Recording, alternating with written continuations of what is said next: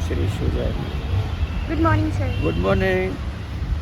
Sir जैसे 6 semester के exam internals चल रहे हैं, उसमें कुछ स्टूडेंट्स आ रहे हैं टेस्ट देने के लिए, कुछ नहीं आ रहे हैं, इस पे आपका क्या कहना है? देखिए स्टूडेंट सभी अब आज की डेट में थोड़ी सी देखो, एक तरफ तो दोनों तरह के स्टूडेंट्स हैं। एक तरफ तो इतने महान मतलब कर्मशील स्टूडेंट्स हैं, आना काम करना।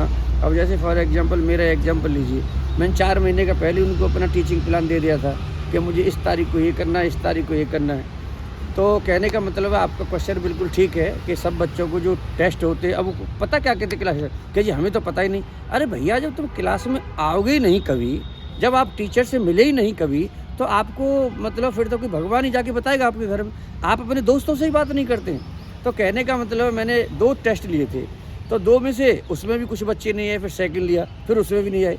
तो कल एक बच्चे का मतलब फ़ोन आया कि सर दोबारा से रीशेड्यूल कर दो। खैर मैंने आज उनकी रिक्वेस्ट पे कर दिया है। लेकिन ये सारी जो अनियमितताएँ जो होती हैं ना, जो कॉलेज लेवल से, इनको ही कैरी करके फिर आप बड़ी बड़ी गलतियाँ करते हैं। अब ये सारा का सारा आप देख रहे होंगे, ये पूरे के पूरे आज खैर बताते हैं फॉर्मर ऑनरेबल हमारे जो दिल्ली पुलिस कमिश्नर साहब थे, आज उनका भी लेक्चर है। लेकिन इन सब चीज़ों के पीछे मैं आपको एक चीज़ कहना चाहता हूँ कि जो स्टूडेंट है, जो टीचर है, उसके रिसर्च और डेवलपमेंट करने की देश में मतलब जिम्मेदारी है, और राष्ट्र निर्माता टीचर को बोलते हैं। तो भाई एक बात समझिए कि तमाम जो अब आप जो फुटपाथ है, 2 सितंबर 2019 को ऑनरेबल सुप्रीम कोर्ट जी ने बोला कि भाई जहाँ जो आपके जो लोग चलते हैं, उसमें स्टूडेंट भी हैं, बुजुर्ग भी हैं, बच्चे भी हैं, सभी तरह के, तो आप जो उससे अलग कीजिए इंक्रोचमेंट को। अब देखिए वो एमसीडी कहती है कि डीडीए करेगा, डीडीए कहेगा एमसीडी करेगी, एमसीडी पुलिस कहती है हमारा कोई रोल नहीं है। तो भैया किसका रोल है आखिरकार?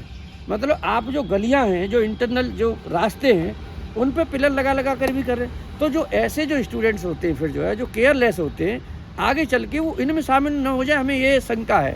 तो मैं ये कहना चाहता हूँ कि आपको अच्छा अपॉर्चुनिटी मिली है एजुकेशन इंस्टीट्यूशंस में, आप कुछ चीज़ करके, जैसे मैंने एक एग्जाम्पल लिया, आप एक प्रोजेक्ट जो है ना, इंक्रोचमेंट ऑन पब्लिक जो लैंड है, मतलब पब्लिक लैंड मतलब आप हम सब की है ये, तो इन सब को बचाया कैसे जाए?